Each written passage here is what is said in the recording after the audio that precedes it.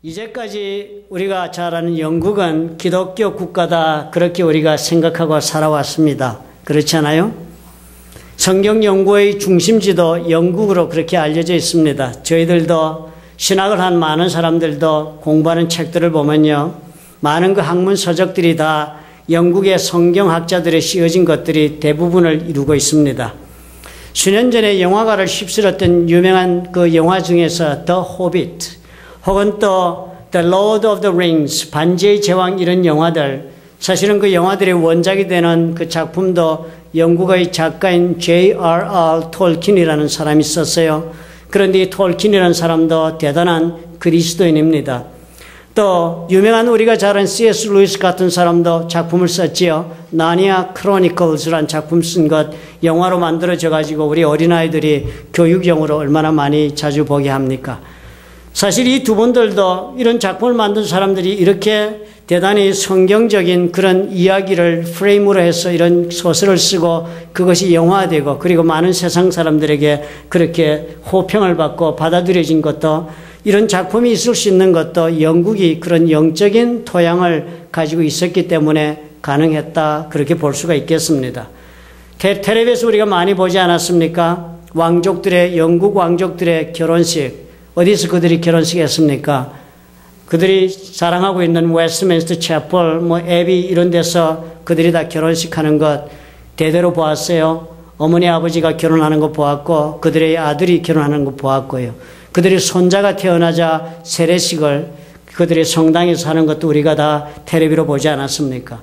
모두가 다 유서 깊은 교회에서 주교들의 집전으로 그리고 대단히 종교적으로 진행되는 것을 우리가 목격하지 않았어요. 우리 마음속에 그렇게 영국을 우리는 기대하고 생각하고 있습니다. 대단히 기독교 국가다. 정말 어디를 보아도 참 그리스도 신앙을 다 우리가 엿볼 수 있는 그런 모습으로 저들이 국가를 다스리고 있다, 그렇게 보았던 나라가 영국이지요. 그런데 문제는요, 참 놀랍게 이제는 더 이상 영국이 그런 기독교 국가라고 말할 수가 없다는 것입니다. 영국의 University of Glasgow의 그 대학교에서, 글라스고 대학교에서 사회, 인문학, 역사 교수로 있는 브라운 교수가 책을 한 권 썼는데요. 영국 사람이 쓴 책인데 책 제목이 대단히 도발적입니다. 제목이 이렇게 적혀졌어요. The Death of Christian Britain, 그렇게 적혀 있습니다. 그리스도인 영국인, 영국의 죽음이다. 그러니까 번역하면 기독교 국가로서의 영국은 사망했다 하는 그런 제목의, 도발적인 제목의 책을 쓴 것입니다. 이 사람이 쓴 이 내용은 뭐예요? 영국에서 기독교인들이 다 사라지고 없다는 뜻은 결코 아니지요. 그러나 지금 영국은 절대로 기독교 국가라고 말할 수 있는 나라가 되지 못한다. 아직도 영국 안에는 진정한 믿음의 불길이 타오르고 있는 교회들이 있기는 있다는 것입니다. 그렇지만 어떻게 해요? 대단히 적고 그리고 간혹 어렵게 발견할 수 있는 그런 상황이라는 것입니다. 대성당과 교회들은 더 이상 도시와 시골 생활의 삶의 중심이 되는 것이 아니다 하는 것입니다. 여러분 유럽 여행 해보신 분 아시죠? 어느 도시든지 유럽을 가셔서 언덕에 올라가셔서 동네를 이렇게 바라다 보면요, 동네의 가장 중심에 교회나 성당이 있고 그리고 사통팔발한 길이 교회로부터 뻗어나가서 마을이 형성되어 있는 것입니다. 그렇게 지리적으로나 영적으로 저들에게 중심이 되는 것이 교회와 성당이었는데 이제는 더 이상 교회와 성당은 그런 중심이 되고 있지 못하다. 거의 다 비어 있다는 거예요. 차라리 지나간 세월의 영광을 이 교회에서 추억해 볼 수 있는 그런 모습이 있어서 관광을 가는 그런 관광 명소화하고 있다는 것입니다. 이 책을 쓴 브라운 교수는 그렇게 말해요. 한 세대 사이에 기독교가 사라졌다는 거예요. 불과 10여 년 사이에, 불과 10년과 20년 사이에 기독교가 사라져버렸다. 너무 놀랍다는 거예요. 잠을 자고 일어났더니 오, 세상이 바뀌었다 하는 것처럼 순식간에 그렇게 됐다는 것입니다. 대단히 충격적인 이야기가 아니에요. 이제는 영국은 기독교인들이 대다수가 아닙니다. 머슬림이 대다수라고 해요. 그러나 이런 이야기가 영국 사람들은 별로 그렇게 충격적인 이야기로 들리지가 않는답니다. 사실이 그런 적이 오래되었으니까요. 왜 이렇게 되고 말았는가? 어째 이럴 수가 있는가 하는 원인에 관하여 이 브라운 교수는 이 책에서 결코 설명해 주지를 못하고 있습니다. 그러나 가만히 짚어나가보면 영국이 1960년, 70년대 그 교회가 왕성하게 일어서는 것 같았지만 그때 이미 기독교의 사망의 씨앗이 저들의 영혼 속에 심겨지고 있었다고 많은 사람들이 지적을 합니다. 이 기간 동안에 영국에서는요, 무신론자들이 머리를 들기 시작했습니다. 교회 무신론자들이 교수로, 목사로, 그리고 또 교단의 중요한 자리에, 그리고 학교의 교수로 이렇게 파고 들어가고 자리를 잡기 시작했습니다. 하나님의 존재에 대해서 절대적인 확신을 가지지 못한 사람들이 지도자의 자리에 앉아서 말하기 시작하는 일이 시작되었습니다. 그리고 논쟁자들, 그저 허탄한, 그저 세상의 진리를 추구하는 것 같지만 말도 되지도 않는 이야기를 들어서 사람들을 혹세무민하는 그런 지식인들의 부류들이 등장하기 시작을 했습니다. 또 회의론자들이 머리를 들고 목청을 높이기 시작했어요. 성경의 모든 말씀, 이 말씀은 믿을 수가 없다. 우리가 과연 의심해야 될 구석이 얼마나 많은가라고 성경과 하나님의 존재와 예수 그리스도에 관하여 회의하는 회의론자들의 도발이 시작됐다 합니다. 그리고 더 놀라운 건 다원론자들이 아주 무성하게 꽃을 피우기 시작했습니다. 여러분, 다원론자들은 여러분 잘 아시는 것처럼 대표적으로 그들이 늘 다가와서 하는 이야기가 진리의 정상에 오르는 길이 어디 하나밖에 없다고 말씀을 하십니까? 어느 길로 가든지 여러 길로 산의 정상에 갈 수 있는 것처럼 진리를 아는 길, 하나님의 가는 길도 예수만이라고 말하지 말으라고 얘기하면 얼마나 많은 기독교인들이 위축되고 말아요. 영국 유수의 그런 대학 교수들이 이런 자리를 차지하고 수년에 걸쳐서 기독교의 믿음에 관하여 망치질을 하면서 두들게 된 기간이 1960년대, 70년대였다고 합니다. 그리고 그런 와중에요, 기독교 신앙을 방어하는 사람들은 너무나도 적었다는 것입니다. 그때나 지금이나 여러분 돌아보면 상황이 어떻습니까? 여전히 꼭 같아요. 기독교 신앙을 드러내는 사람의 숫자는 어쩌면 지금 더 적어지고 있는지도 모르지요. 내 믿음대로 세상을 살아나겠다고 담대하게 자신의 신앙을 표방하는, 자신을 그리스도인이라고 세상 사람들에게 그렇게 자신 있게 드러내기를 주저하는 그리스도인들이 얼마나 많습니까? 리처드 위버라는 학자가 수십 년 전에 이런 이야기를 했어요. Ideas have consequences. 아이디어, 머릿속에 들어가는 생각은요, 생각한 그 자체로 생각으로 머무르지 않는다는 거예요. 머릿속에 생각한 것은 반드시 행동으로 나타나고 현실에 구체화된다는 것입니다. 머릿속에 좋은 생각을 하면 좋은 일이 일어나는 거예요. 머릿속에 죄된 생각을 하면 죄된 행동을 하는 거예요. 머릿속에 믿음에 믿는 결과가 나타나고 불신하면 불신하는 행동을 하는 것이 이 아이디어의 결론이다 하는 것입니다. 실제로 영국 사람들이 그랬다는 거예요. 영국 사람들이 이 많은 무신론자들의 이야기, 이 다원론자들의 이 이상한 이야기, 회의론자들의 이런 도발적인 이야기, 이런 것을 들으면서 머릿속에 성경은 믿지 않아도 될지도 모른다는 생각, 하나님과 예수님의 이야기가 어쩌면 저들이 말하는 것처럼 우리가 꼭 믿어야 할 것이 아닌지도 모른다는 생각, 그런 생각 들기 시작하니까 그 결과가 나타난 것이 실천할 이유가 없을지도 모른다고 생각하기 시작하니까 결과가 어떻게 됐어요? 지금 믿을 필요가 없다, 행동으로 나타났다는 것입니다. 영국 사람들 신앙의 역사가 몇 년이에요? 1000년이 넘습니다. 킹 제임스 이후로 신앙을 받아들이고 1000년이 넘는 유서 깊은 뿌리 깊은 신앙을 가진 나라 사람들이 영국 사람들이에요. 그런데요, 그 영국 사람들이 1000년이 넘는 신앙이 하루아침에 뿌리가 뽑힌 거예요. 불과 12년 사이에 소수파로 이제는 추락하고 말았습니다. 이제는 대다수의 영국 사람들은 나는 그리스도인이라고 자기 자신을 그렇게 아이덴티파이 하지 않는데요. 바이올라 대학의 크레이그 헤이즌 교수가 그렇게 말했습니다. 이 책을 평가하면서 만약에 영국에 훈련된 사고 깊은 그리스도인 대사들이 수백 명 아니면 수천 명이라도 있었더라면 지금의 이런 사태가 일어났겠습니까? 여러분 어떻게 생각하세요? 침묵하는 그리스도인들은요, 결국 세상에서 밀려나는 것입니다. 하나님 나라, 하나님이 다스리는 역사는 결국 침묵하는 성도들 때문에 세상에서 도태되고 마는 것입니다. 하나님 때문에가 아니라 침묵하는 성도들의 라이프 스타일, 살아가는 그 삶의 모습 때문에 밀려나고 마는 것이에요. 1000년이 넘도록 기독교가 세워지고 그 신앙 가운데 꽃피었던 나라가 대영 제국입니다. 그런 나라가요. 이제는 더 이상 기독교 국가가 아니에요. 그리고 기독교는 이제는 소수파가 되어서 목청을 낮추고 예수 믿는 사람 조용히 다른 사람들이 눈치를 보면서 사는 나라로 전락하고 말았어요. 그곳이 어디라고요? 영국이랍니다. 그 아름다운 영광이 넘치던 그 교회들이요, 이제는요, 관광의 명소가 되어버렸다고요? 그런데 그 책임이 누구에게 있다고 지금 이야기합니까? 기독교인들이 있다는 거예요. 우리가 세상에 대해서 침묵하면 이렇게 된다. 전혀 믿음으로 소통하고자 우리가 노력하지 않으면 세상과 우리 앞날도 지금의 영국과 다를 것이 무엇이 있겠습니까?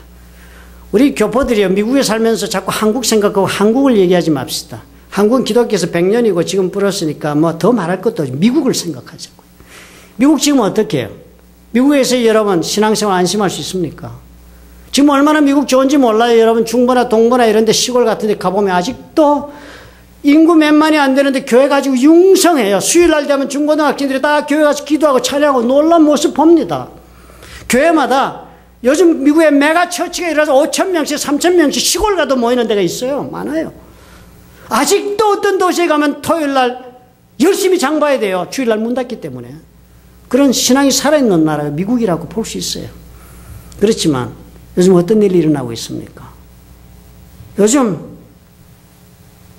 우리가 알고 있는 회의론자들, 다원론자들, 텍사스 오스틴인가요? 레이크사이드 처치, 조엘 오스틴 목사님 여러분 다 아시죠?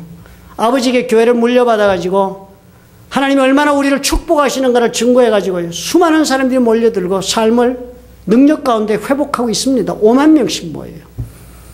레리 킹 쇼에 나갔습니다. 제가 유튜브에 보고 너무 놀랐어요. 레리 킹이 물었습니다. 기독교는 왜 그렇게 배타적인가? 하나님에게 가는 길이 왜 하나밖에 없다고 말을 해요? 구원은 그러면 기독교 밖에는 구원이 없는가? 조엘 오스틴 목사님 질문했습니다. 답을 못해. 목사님 얼굴이 막 찌그러면 난처해하면서 젊은 목사님이 5만 명을 목회하면서 복음을 전하는 목사님이요. I don't know. I really don't know. 엄청난 사건 아니에요? 한국의 유명한 목사님 제가 너무너무 존경하고 은혜 받고 내가 정말 참으로 거듭나는 체험을 설교 들을 때마다 했던 목사님이에요. 동국대학교로 가셨대요. 논란이 된 데서 유튜브를 한번 찾아 들어가 봤습니다. 말씀이 나오대요. 불교에도 진리가 있다. 기독교에도 진리가 있다. 그러므로 불교의 진리와 기독교의 진리가 서로가 배타적으로 이해할 수 없고 서로 존경하고 존중해야 한다. 미국 지금 어때요? 기독교가 배타적이라는 말에 우리 다 위축되고 말해요. 우리가 언제 배타적이었습니까? 우리는요, 동성연애자 사랑합니다. 우리는 동성애 그 자체를 우리는 배타적으로 생각해요. 우리가 혐오스럽게 생각하는 죄악이지, 죄인을 우리가 혐오스럽게 생각한 적은 한 번도 없어요. 그럼에도 우리는 불구하고 뭐예요? 언제나 위축돼요. 회의론자들의 이야기 흔들리고, 그런 입을 다물고, 다원론자들의 이야기에 더 이상 말하면 이것 갖고 원수질까봐 겁나서 움츠러들고, 세상에서 우리가 스스로를 움츠리고 물러서고 있잖아요. 그러니까 이렇게 되면 어떻게 되겠습니까? 미국이요. 안심할 수 없습니다. 소수파 되는 것이 어쩌면 이것을 우리가 도전하지 않으면 우리도 영국처럼 교회가 여러분 소수파가 되면 어디 가서 여러분 우리 기도할 수 있어요? 어디 가서 우리가 마음 놓고 기도하고 어디 가서 우리가 하나님의 은혜를 입을 것을 구할 수가 있겠습니까? 어디 가서 교회가 정말 드문드문 있고 찾을 수가 없다면 어디 가서 내가 삶에 지치고 무너질 때 주님의 전 앞에 나와 하나님의 긍휼을 구할 수가 있겠어요? 교회가 사라지고 나면 어디 가서 마음 놓고 하나님의 말씀을 듣고 한 주간을 살겠어요? 어디 가서 우리가 새로운 하나님의 말씀을 깨닫고 배우고 그래서 삶에 적용하고 도전해보고 내 삶을 하나님께 드리는 놀라운 그런 축복의 삶을 살아볼 수가 있겠어요? 없어요. 어디 가서 여러분 용서하는 거 배우겠습니까? 어디 가서 그래서 다시 사랑하고 회복하는 그런 삶을 우리가 배울 수 있겠습니까? 없습니다. 데스밸리 사막에 가면 사막 한가운데 물 펌프가 있다고 하는 글을 보았어요. 그 펌프에 물병이 하나 달려있다고 그러잖아요. 그런 쪽지도 하나 붙어 있더라고요. 그럼 그 쪽지에 그렇게 적었대. 이 물병의 물로 이 펌프에 마중물을 삼아서 물을 저어서 길어 마시고 그리고 다음 사람을 위해 병에 물을 채워 놓으세요. 그 쪽지도 같이 있답니다. 그런데요, 우리가 들을 때는 뭐 그렇구나 그렇지만 막상 그 자리에 있는 입장을 생각해 보면 이것처럼 아주 극렬한 도전도 없답니다. 이 사막에 지금 펌프를 바라보니까 사막의 열기에 모래바람에 그저 사글대로 삭은 펌프 같아서 이것이 언제 과연 물을 한번 뿜어내고 지금 이러고 있는지 가늠할 수 없는 펌프인데 그 펌프를 보고 지금 나는 목이 마른데 이 한 병의 물을 내가 마시지 않고 여기에 투자를 한다. 대단한 도전이라 합니다. 다음 사람을 위해 내가 이 모험을 한다? 그럼 뭐예요? 오늘 이 한 병의 물은 지금 내 손에 쥐어진 이 한 병의 물은 누군가가 그 도전을 받아들인 결과로 지금 내 손에 남아있다는 것을 알으라는 거죠. 누군가가 그런 위험을 안고 그런 도전을 감당한 까닭에 병의 물을 펌프에 부어놓고 저어본 결과 그것으로 내가 오늘을 쥐고 있다는 것입니다. 우리가 이것을 하지 않으면요. 지금 기독교가 주고 있는 이 모든 축복의 일들은 결국은 소멸되고 만다는 것을 영국의 이야기가 실감나게 전해주고 있지 않아요. 세상과 어떤 관계를 맺고자 하는가, 세상과 어떻게 소통을 해야 하는가, 이것이 너무나도 중요하다는 것입니다. 그저 나 예수 믿는 것, 이것 아무것도 아닌 것이에요. 자기 목숨 하나 겨우 구하고 펌프에 매달아놓은 물병, 그 물 내가 마시고 만 사람 되고 마는 것이다는 것입니다. 예수 믿는 거 자랑하지 말아야 해요. 마치 한 병의 물을 펌프에 부어 넣을 줄 아는 사람이 되어야 한다. 펌프를 젓고자 하는 사람이 시원한 생수도 길어 올려서 자신도 마시고 남도 마시게 해주는 것처럼 세상과 소통하는 그리스도인만이 자기도 살고 남도 살린다. 하나님께서 아브라함에게 미리 계시하지 않으셨습니까? 창세기 12장 2절에 내가 너로 큰 민족을 이루고 네게 복을 주어 네 이름을 창대케 하리니 그래서 어떻게 해요? 축복하겠다. 그래 아브라함 너 앞으로 뭐가 되라고요? 너는 복의 근원이 되어야겠다. 축복하는 이유가 어디 있습니까? 남에게 복을 나누어주는 사람이 되게 하려고 축복하신 거예요. 우리가 우리의 믿음을 여러분 소통하고자 하신다면 우리가 먼저 복음의 축복을 누리게 된다는 사실을 우리가 주목할 수 있어야 하는 것입니다. 여러분 그러므로 이제는요. 우리가 이것을 우리 삶의 목표로 삼아야 소통을 체질화하자. 난 할 줄 모르는데요. 나는 성격이 내성적이라서. 아니면 저는 아는 것이 없어서요. 저는 내 개인적인 삶의 문제만 해도 너무 커요. 이 이야기 다 영국 사람들이 다 한 이야기일 것입니다. 그 얘기 오늘도 우리가 반복하고 있는 것 아니겠어요? 하나님께서는 전능하신 하나님이세요. 전지하신 하나님이 모든 것을 다 하시고 모든 것을 하실 수 있는 그 하나님께서 그리고 우리를 사랑하여서 그 아들 예수 그리스도를 십자가에 못 박고 우리를 구원하시고 자신의 자녀로 삼으신 하나님께서 마태복음 6장 33절로 우리에게 부탁하신 것입니다. 그러므로 너희는 먼저 그의 나라와 의를 구하라 그랬습니다. 영어로 보시면 너무나 실감나지 않아요? Seek first His kingdom and His righteousness라고 그랬습니다. 구하기는 구하는데 구할 것 많다는 거예요. 우리가 살아가면서. 저와 여러분 지금 하나님 앞에 구할 것이 한두 개가 아니에요. 그렇지만 그 많은 것 다 내려놓고 제일 먼저 구할 것이 있다. 하나님의 나라와 의를 구해라. 나머지 하나님께서 말씀하세요. 내가 책임지겠다는 거예요. 그러니까 우리가 어떻게 살라고요? 내가 네 믿음을 가지고 세상과 소통하는 삶을 선택해야 되는 것이 그리스도인들의 선택이 되어야 하는 것입니다. 그런데 이 소통 여러분 이거 시도 안 해보신 분이 없으실 거예요. 누구나 다. 이게 그냥 간단하게 이루어지지 않더라라는 기억을 다 가지고 있습니다. 내가 원해서 그래 한번 해보자 해서 뜻은 좋았고 시도는 좋았지요. 그렇지만 세상이 그렇게 넉넉하지 않습니다. 목사님. 목사니까 자꾸 그 말 하시지만 나 많이 해보았어요. 소통이 길이 열리지 않습니다. 이런 우스운 이야기가 있어요. 어떤 한 사람이 자기 친구의 집에 초대를 받아서 친구를 따라 그 집에 저녁 식사를 하러 가게 됐습니다. 자기를 초대한 친구가 너무나 인상적으로 부부 생활하는 것을 그날 저녁에 보게 된 것입니다. 이 먼저 친구는 자기 집에 쭉 들어가더니요. 자기 부인에게 인사가 아주 좋았습니다. 오늘 하루 어땠느냐고 따뜻하게 부인에게 질문하면서 집으로 가더라고요.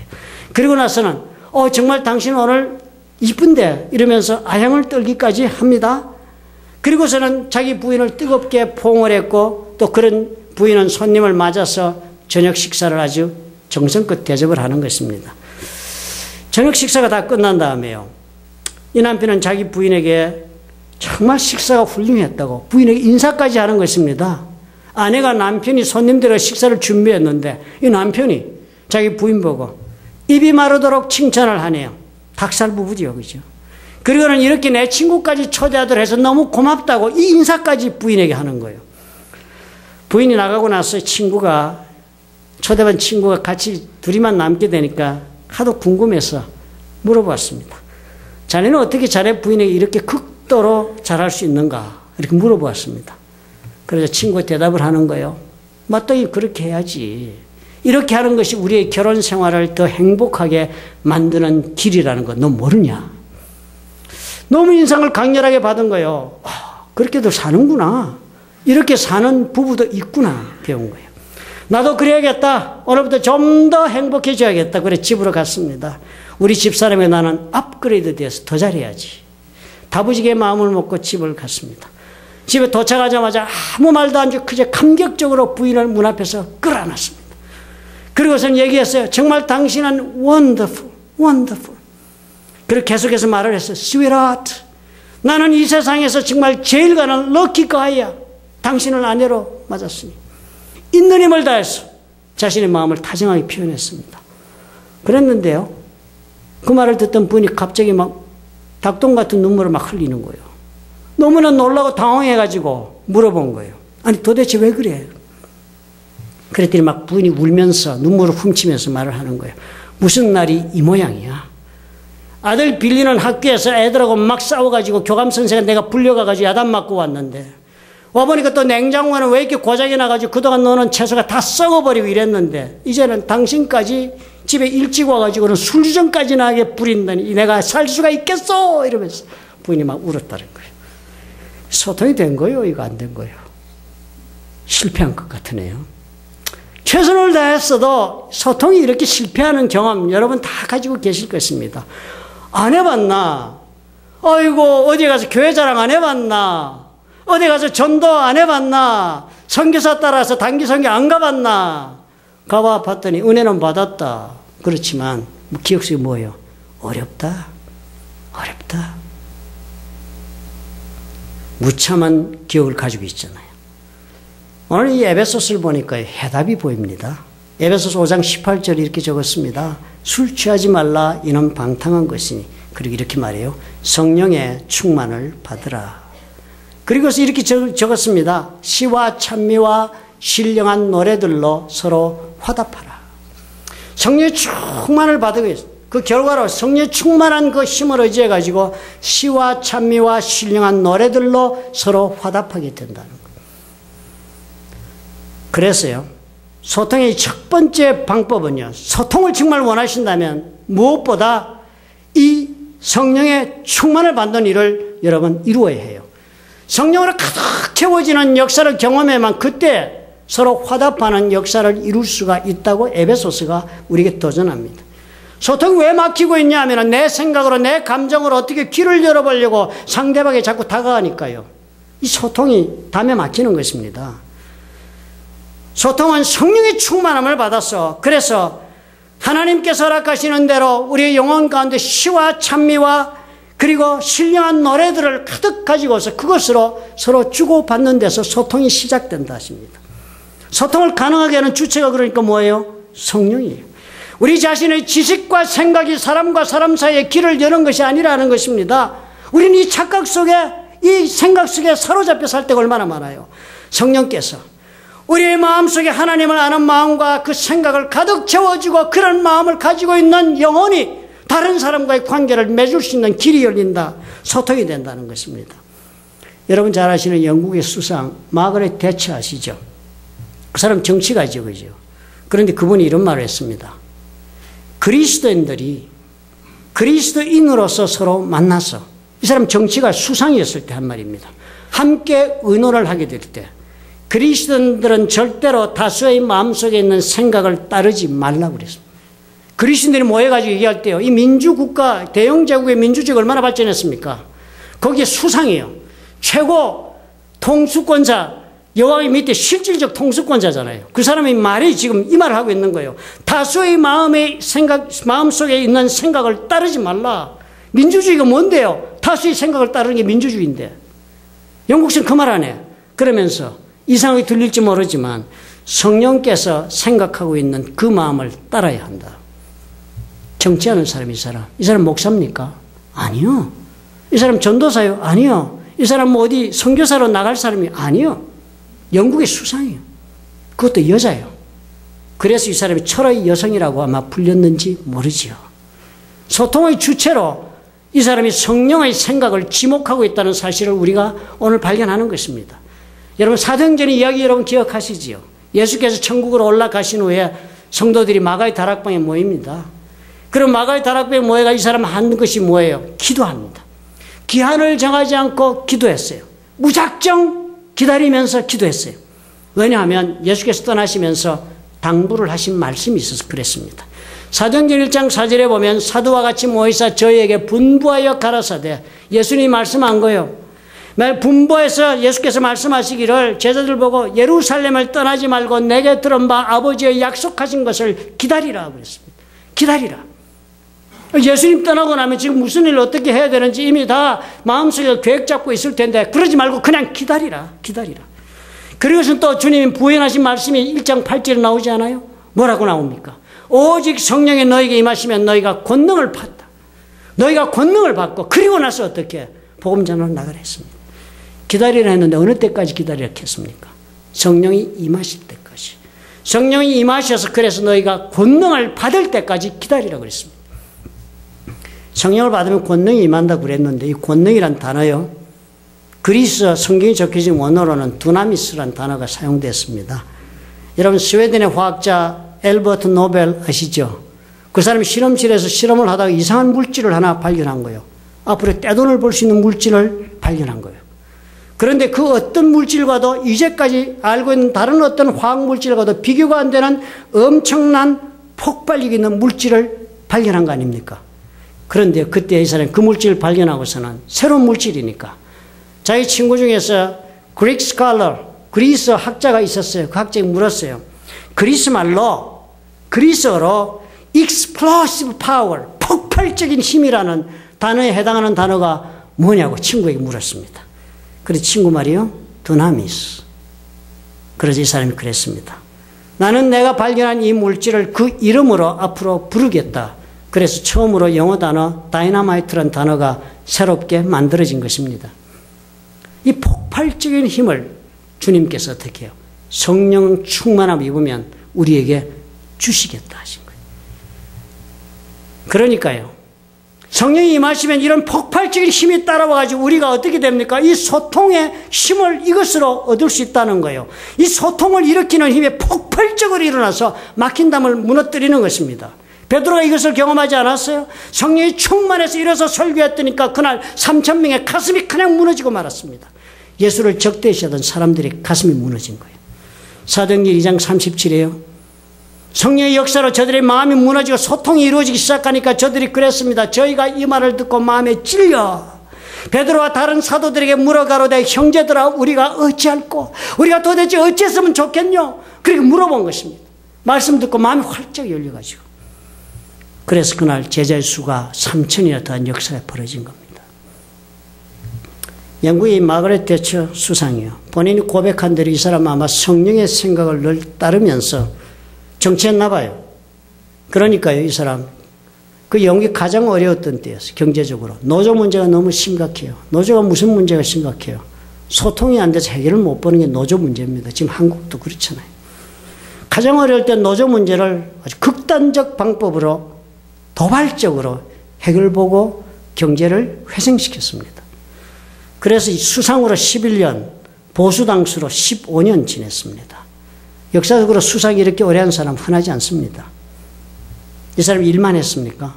상상도 못할 일을 했습니다. 안 되는 일을 이루어냈어요. 소통 없이 이 모든 일을 이루어낼 수 있었겠습니까? 격렬한 반대에 부딪혔고 그랬지만 그럴 때마다 이 사람이 놀라운 정치적 역량이 어디서 나왔겠습니까? 소통의 힘을 알았기 때문이에요. 우리도 하나님 앞에서요. 사람과 사람 사이, 우리가 살아가는 세상의 모든 인간관계, 이 모든 것도 성령의 충만함을 얻을 때 막힌 이 담을 허물 수가 있다는 사실을 여러분 기억하십시다.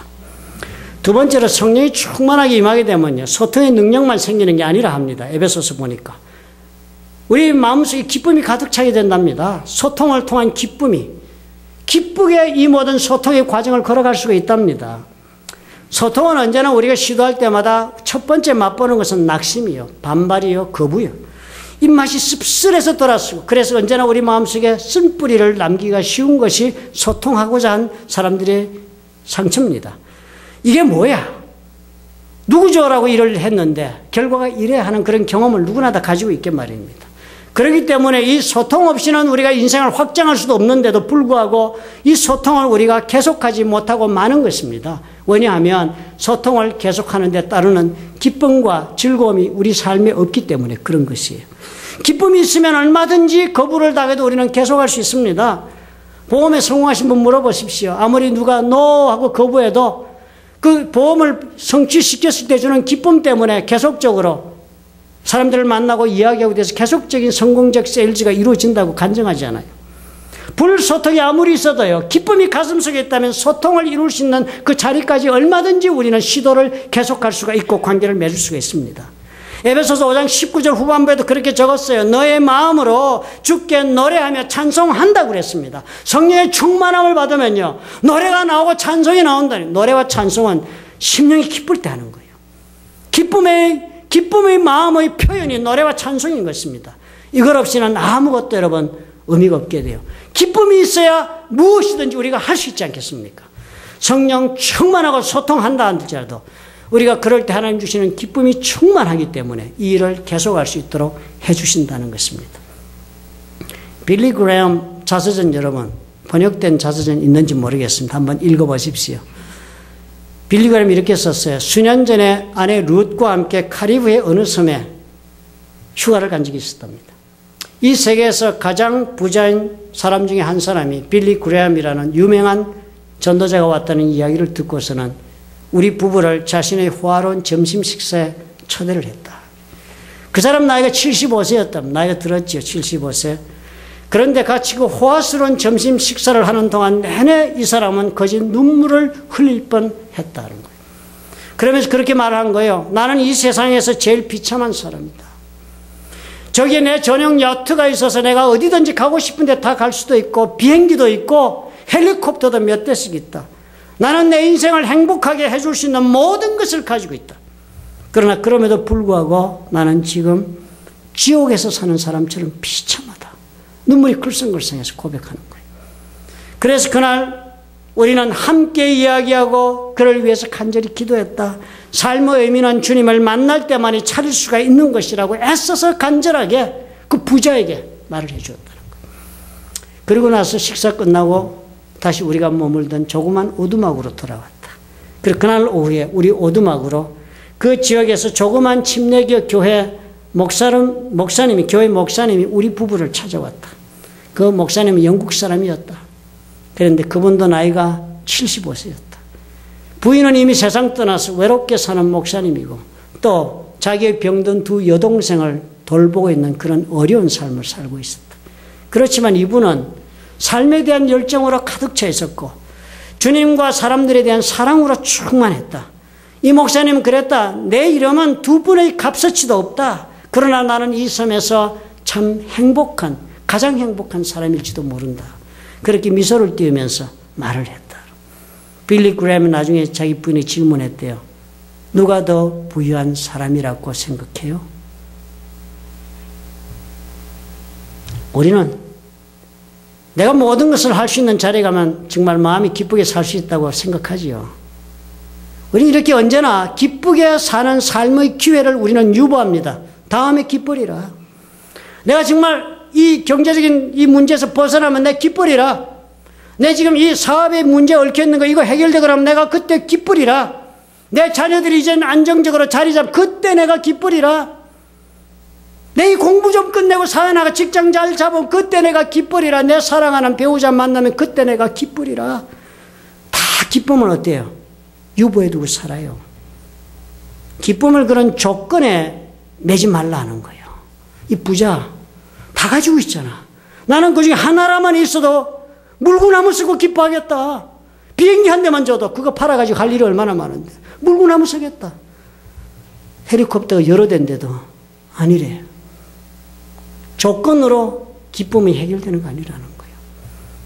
영원히 우리는 그래서 어떻게 해요? 기쁨을 유보하기 때문에 기쁜 삶을 살지 못한다는 거예요. 기쁨은 뭐예요? 상황에 관계없다는 거예요. 기쁨은 조건에 관계없다는 거예요. 기쁨은 하나님께서 성령을 통해 우리 영혼에 주시는 선물인 거예요. 우리 영혼이 성령으로 채워질 때 얻을 수 있는 하나님의 선물. 무슨 일을 보든지 기쁨으로 내 인생을 경영할 수 있는 삶의 자세가 주어진다는 거예요. 이 기쁨이 있으면 어떻게 해요?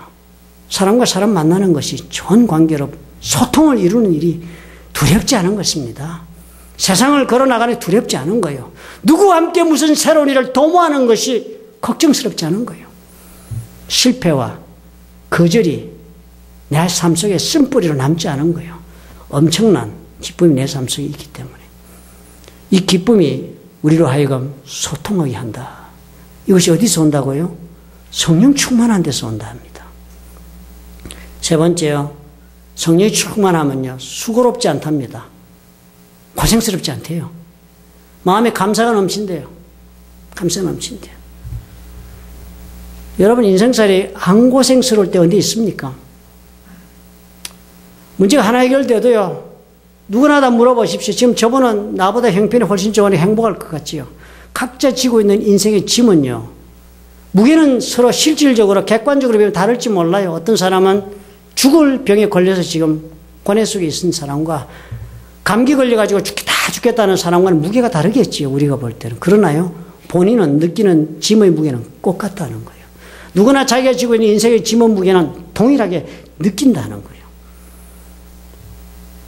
이 고통이 인생의 이런 짐의 무게가 늘 있기 때문에 이 고통은 언제나 우리를 떠나는 순간이 없는 것입니다. 그럼 우리가 인생을 살 때요. 이거 수고롭게 생각하고 고통에 짓눌려 산다면 인생을 다 어떻게 그냥 떠내려 보내고 만다. 우리 마음속에 이 모든 환경 가운데도 이 환경과 사람과 문제와 삶의 고난의 기회조차도 우리가 수용할 줄 아는 그런 마음을 품을 수 있어야 한다. 그것이 성경은 한마디로 감사하는 마음이다. 그렇게 표현합니다. 이 감사한 마음이 우리 생긴다는 거예요. 성령이 충만하면 우리 영혼에 감사하는 마음이 생겨가지고 이것으로 우리가 소통하고 인생을 내가 참으로 기쁨을 유지하며 세상과 함께 살아갈 수 있는 길이 열린다. 에베소서 5장 20절이 그래서 이렇게 적습니다. 범사에 모든 일에 우리 주 예수 그리스도의 이름으로 항상 아버지 하나님께 감사한다. 모든 일에 항상 감사한다. 성령 충만함이 이게 된다는 거예요. 감사 설교 우리 많이 했습니다. 11월 달에. 한 달 내내 감사 설교 했죠. 그런데 그때 내가 이 얘기를 안 한 것 같아. 내가 잘 몰랐나 봐요. 성령이 충만해야 그 많은 설교가 효과를 내는 줄을 몰랐네요. 6번을 다시 해야 될 것 같아요. 내년도에는.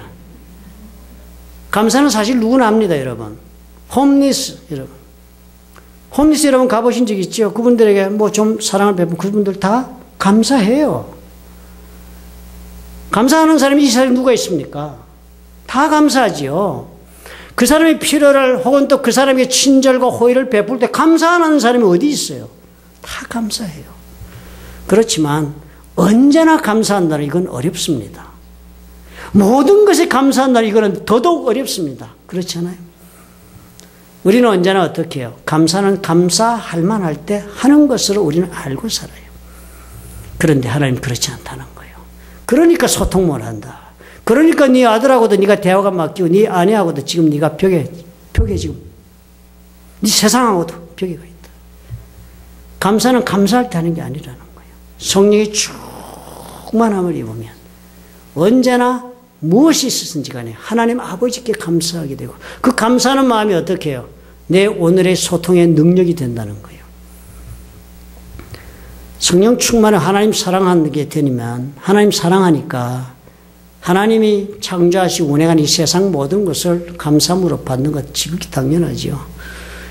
결혼 초기에 자기 아내를 사랑하니까 아내를 사랑 결혼하니까 처갓집의 모든 것이 다 고맙지 뭐 그죠. 자기들은 감사하고 뭐 처남도 고맙고 다 좋은 거예요. 왜 그래? 아내를 사랑하니까 다 감사한 거예요. 장인어른이 나한테 재산을 주지 않아도 감사한 거예요. 이 마누라 하나 준 것만 해도. 이렇게 이쁜 딸을 키워서 놔주셔서 너무 감사합니다. 막 가다가 너무 감사해서 그 동네 들어가면서 말뚝에다 막 절한다고 그러잖아요. 그죠? 감사는 사랑의 표현이다. 하나님께서 우리에게 주시는 내 마음속에 주신 그 선물이 이 감사하는 것이라는 이 버릇인 것입니다. 내 삶에 그래서 내 인격의 한 부분으로 형성되어 있어야 하는 것이다. 그것이 소통을 가능하게 한다는 것입니다. 그러므로 이 감사는요, 감사할 수 있는 조건이나 일이나 사람에 매인 것이 아니라 내 성품이다. 사람이 감사할 줄 아는 사람은 무엇에도 다 감사하며 살고 그 사람에게 소통의 능력이 생긴다. 어떤 사람이 우체국에서 글을 적고 있는데, 우체국에 옛날에 엽서만, 요즘 뭐 이메일이 하도 많아가지고 한 노인이 오더니 엽서를 한 장 들고 온 거예요. 그래서 노인이 글을 쓰고 있는 청년에게 부탁을 하면, 젊은 양반, 날 위해서 이 엽서에 주소를 좀 적어줄 수 없겠어. 그 사람이 기쁘게 그렇게 주소를 적어 넣어 주었습니다. 그러고는 그 노인이 또 부탁하는 대로 그 엽서에다가 노인을 위해서 몇 자 더 글을 적었습니다. 원하는 내용을 적어주고 그 밑에다가는 노인의 이름을 다시 적어주었습니다. 그러고서 물었어요. 자, 이제 또 뭐 더 도와드릴 것은 없습니까? 라고 그렇게 물었더니 노인이 잠시 엽서를 들여다보고 생각하더니, 그렇다. 엽서의 끝에 한 자 더 첨가해 적어주시기 바랍니다. 청년부 그러는 거예요. 그러더니 이렇게 말을 해요. 추신, 글씨가 너무 난잡한 것을 용서해 주기 바람. 감사는 그래서요, 성품이라 할 수 있습니다. 감사는 내 성품이에요.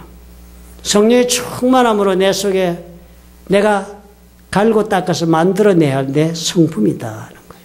이것이 내 마음속에 흘러넘치면 어떻게 해요? 소통이 이루어진다. 제가 목회하면서 고뇌를 많이 하잖아요. 다 아시잖아요. 어떤 성도님이 안타까워서 텍스트가 왔어요. 카톡이 왔으니까 제가 얼마나 고마워요. 목사한테 연락이 다 오다니. 다 목사를 거리감을 두고 이렇게 멀리 보기를 좋아하는 것 같아요. 그래서 텍스트가 왔는데요. 목사님, 얘기를 다 들어보니까 다 정말 안타깝습니다. 다른 것이 아니고요. 목사님에게 조금 더 소통이 이루어지고 있다면 이 모든 문제가 사라질 것으로 보여집니다. 아, 마음의 소통이. 오늘 그 해답을 어제 제가 설교하면서 받았습니다.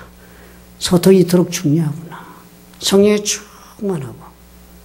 그래서 내 마음속에 정말 그 성령에 충만한 선물로 그 능력을 입고 소통의 능력을 받아서 기쁜 마음 잃지 않고 모든 것에 대한 감사하는 자세로 내가 나갈 수 있다면, 내가 사람을 대하고 밖으로 나갈 수 있다면 열리는구나.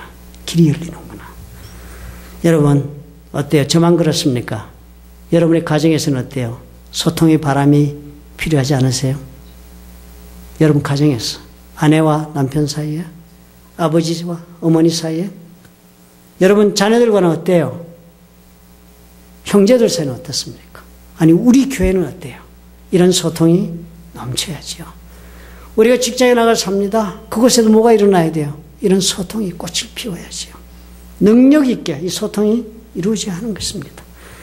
그래야만 우리가 어떻게 하나님의 뜻을 이루며 살아가는 삶이 될 수가 있다. 하나님 왜 우리를 축복하시겠어요? 하나님 왜 우리에게 영혼의 평강을 주시며 육체의 강건함을 주시고 우리의 삶에 필요한 물자를 공급하시고 우리의 삶 가운데 동행할 수 있는 사람들을 붙여주시겠어요? 왜 그런 축복을 주시겠어요? 그거 통해 가지고 많은 사람들에게 내가 받은 축복을 나누어주라. 소통해라 하시는 것 아니겠습니까? 여러분 소통하십시다. 성령의 충만을 입다로 우리 기도 많이 합시다. 그리고 기쁨을 잃지 맙시다. 그리고 우리 용기를 가지고 늘 감사하는 삶을 우리 속에 배양합시다. 그 소통을 이룰 수 있기를 예수님의 이름으로 부탁을 드립니다. 기도하겠습니다.